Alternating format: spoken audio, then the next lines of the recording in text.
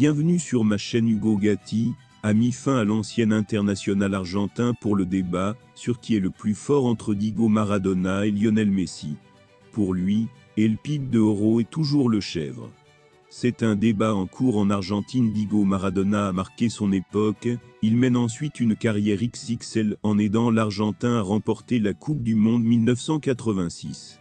Avant de continuer, prends le temps de souscrire et appuyer sur la touche de notification pour les futures vidéos. El Pib de Oro a mis la barre très haut avant l'arrivée de Lionel Messi, il était considéré comme le meilleur joueur de l'histoire de son pays. L'apparence de Lionel Messi est comparée, qui est le plus fort. Chacun choisit de quel joueur il veut parler. Pour certains, la Pulga devrait d'abord remporter la Coupe du Monde, pour être comparé à Maradona.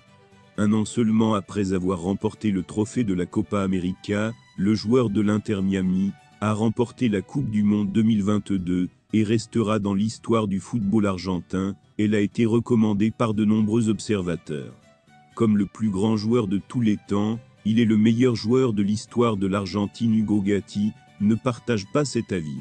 Quant à l'ancien ressortissant argentin Lionel Messi, ne vaut pas mieux que Maradona. Il n'est pas encore parvenu au roi. Pelé n'a jamais été meilleur que quiconque, et Messi n'a jamais été meilleur que Maradona, c'est indit. Hugo Gatti ouvre une nouvelle histoire pour l'ancien gardien de l'Albiceleste. Aujourd'hui âgé de 79 ans, Lionel Messi a réalisé une bonne Coupe du Monde. Mais selon lui, Kylian Mbappé a laissé des traces. Messi a été génial lors de la Coupe du Monde, même Mbappé a été le meilleur, a-t-il déclaré. Lors de la dernière Coupe du Monde, Kylian Mbappé a élevé son niveau de jeu. Même si l'équipe de France n'a pas brillé dans le match, les du PSG ont su bien jouer, et individuellement les joueurs ont été meilleurs que les autres. Cela a été très efficace pour les Bleus, c'est un choix qu'il a fait jusqu'à la fin du tournoi. La star de Bondy a livré une prestation d'anthologie en finale contre l'Argentin. Il a réussi un triplé pour maintenir l'équipe de France dans le match. Au final, les Bleus ont perdu au tir au but. Pourtant, les 3 buts de Mbappé ont été très bénéfiques. C'est un spectacle classique. L'Argentin va-t-elle perdre Lionel Messi plus tôt que prévu? C'est la plus grande question du moment après l'annonce d'une crise entre l'arbitre Lionel Scaloni et la Fédération argentine de football, AFA. Le match est enregistré dans le cadre de la 6e journée de préparation du tournoi depuis mercredi soir dernier, après la douloureuse victoire de l'Albiceleste contre le Brésil au célèbre stade Maracana.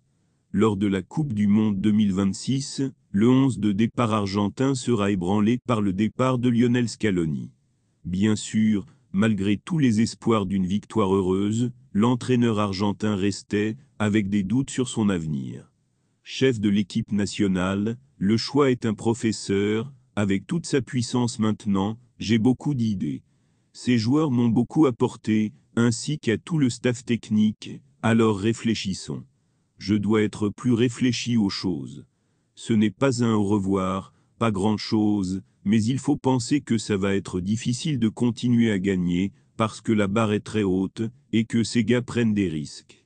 Il faut réfléchir maintenant, je vais parler au président, Claudio Tapia. Ensuite, je parlerai aux joueurs.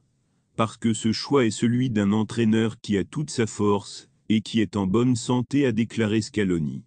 Il y avait de nombreuses raisons derrière cette sortie soudaine, à laquelle personne ne s'attendait, y compris les joueurs, comme le montre TIC-Sport. Les conséquences sont nombreuses, depuis les mauvaises relations. Merci d'avoir regardé cette vidéo, et je vous prie de laisser vos commentaires.